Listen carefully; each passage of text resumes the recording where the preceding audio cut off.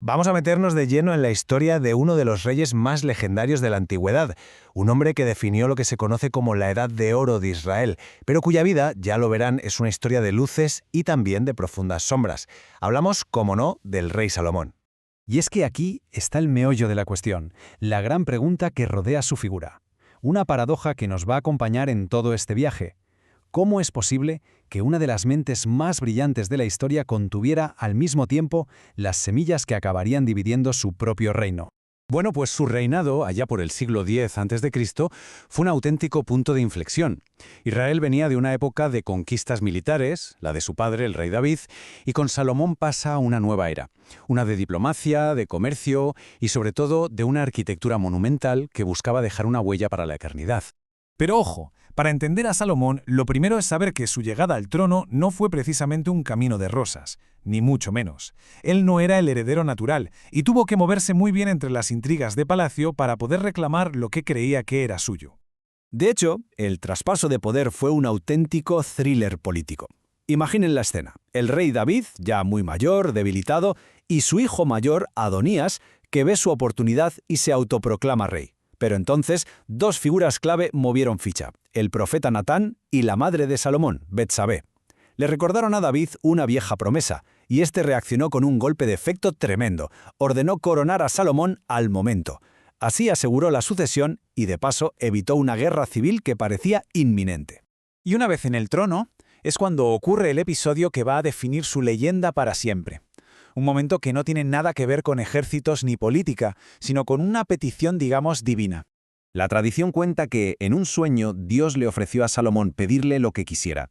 Y aquí es donde vemos de qué pasta estaba hecho. No pide riquezas, ni una vida larga, ni la muerte de sus enemigos. No, pide sabiduría.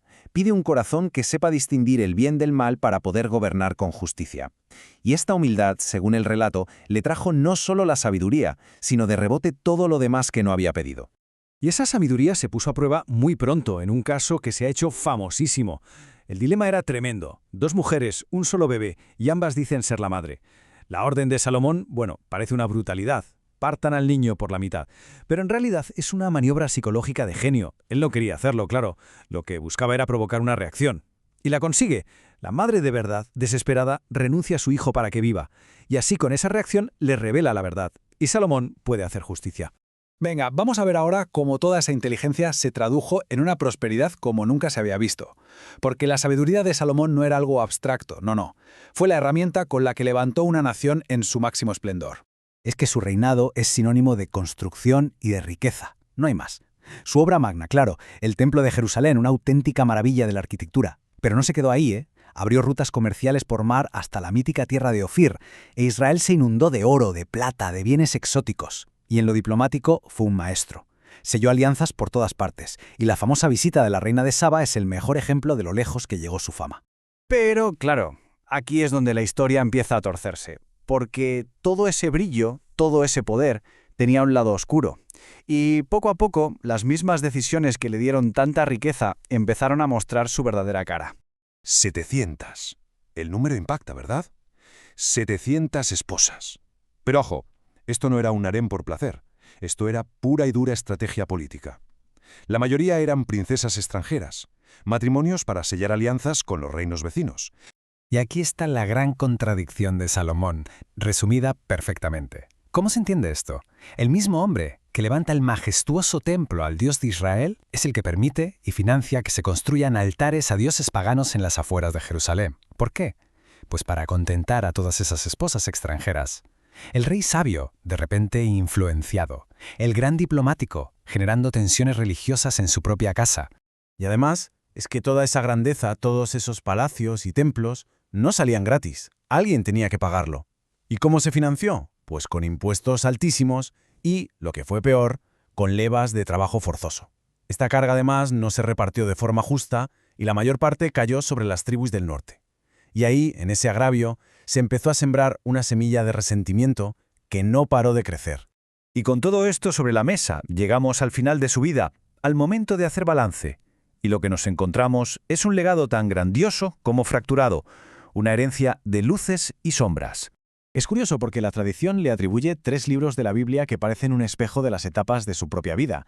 El Cantar de los Cantares, que es pura pasión, el amor de la juventud. Luego, los Proverbios, que recogen toda la sabiduría práctica de su madurez.